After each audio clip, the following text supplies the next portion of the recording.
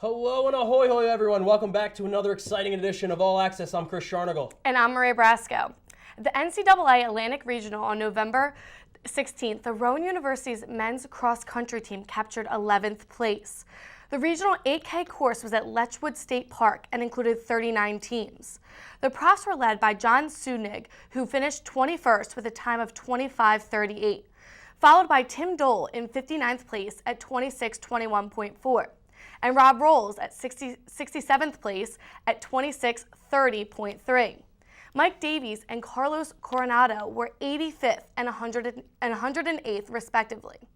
Zach Helm in 154th place and Ethan Walmark in 172nd were the final placers for the profs. After NCAA Division III tournament announcements, the prof team were not selected. None of the runners were selected. 5 runners for the men's cross-country team did receive NJAC All-Conference honors, with Rob Rolls named the Conference Runner of the Year. John Sunig joined Rawls on the NJAC All-Conference first team, while Tim Dole, Ethan Walmark, and Mike Davies were named runners on the All-Conference second team. On November 16th, the Rowan University women's cross-country team finished in 11th place in the NCAA Atlantic Regional. The 6K course was at Leechwood State Park and included 38 teams. Leading the profs was Megan Boers, taking 16th place with a time of 22 minutes even. In 57th place was Priscilla Atuna with 22:58.8, and Onya Abel placed 74th at 23:13.9. The times by Boers, Atuna, and Obel were career bests. Gabby Prendergrass finished in 92nd place, and Samantha Stapleton finished 124th, followed by Samantha Farina in 126th. At 24:48.4, Kristen Bettis was 173rd. After the NCAA Division III tournament announcements, the profs team were not selected, nor were any runners were selected. Megan Boers, the conference run of the year, was one of 5 runners for the women's cross-country team who received NJAC All-Conference honors. Boers was joined by Kristen Bettis on the All-Conference first team. Gabby Prendergast, Samantha Stapleton, and Samantha Farina were members of the All-Conference second team. The Rowan University's women's soccer team beat Skidmore College 1-0 in the first round of the NCAA Division III championship tournament on Saturday afternoon. Forward Jess Durnian scored the only goal at 21:53 after getting a pass from Dana Siklowski that hit the bottom left side of the net. Skidmore had 14 shots on goal and Rowan took 8. Carly Trevino stopped 8 shots, making it her 7th shutout of the season. Skidmore ends their season 12-4-2. Rowan has a record of 17-3 and was set to play Ithaca College, who is 17-2 in the second round of the tournament on Sunday at 1:30. Ithaca defeated Penn State Barron 3-0 on the first round. The Rowan University women's soccer team fell to Ithaca College 1-0 in the second round of the NCAA Division III championship tournament on Sunday. The goal was scored by back Anna Gray at 27:35 on a direct kick.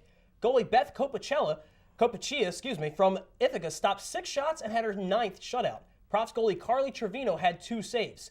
Ithaca, who is 18-2, moves on to the sectionals on November 22nd, 23rd, and 24th. The profs ended the season with a 17-4 record. It was their 10th appearance and 9th straight in the NCAA tournament. The Rowan University Profs men's basketball team lost 102-94 in a double overtime against Delaware Valley College on Friday night, in the first round of Widener University tip-off for Autism Awareness Tournament. Rowan, who has a 0-1 record, is set to play Berkeley College in the consolation game on Saturday at 1 p.m. Guards Rich McNamara and Jason Rosenberg each scored 15 points. McNamara tied his career high of 20 rebounds. Guards Phil Jackson and Matt Whitworth each scored 14 points. Forward Jason Softman had 12 points and 10 rebounds.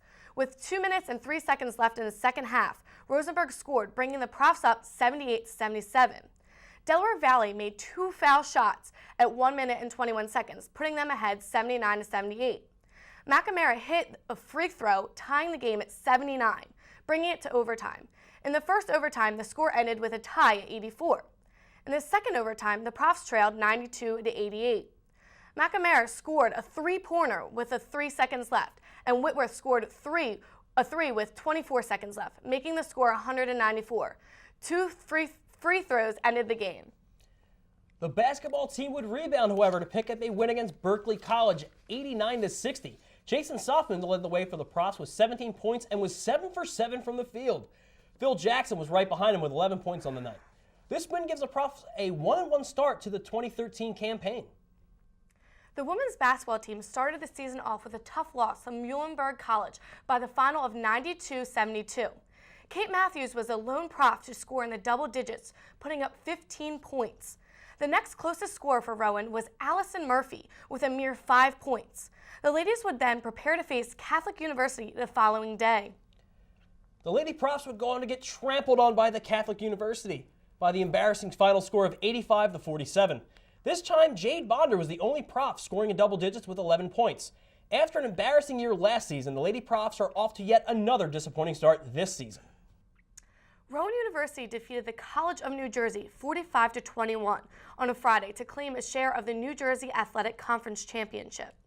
The Profs jumped on the scoreboard first as Marcelin scored a 1-yard run at 6:59 to play in the first quarter. Gill made the score 14-0, catching a 7-yard touchdown pass from McCarty at the 2:03 mark in the first. At 9:08 in the second quarter, Popper picked off a quarterback freshman Craig Chicardo's pass and returned it 63 yards for a touchdown. With 24 seconds left in the first half, senior Dan Dawson kicked a 27-yard field goal to give Rowan a 24-0 lead.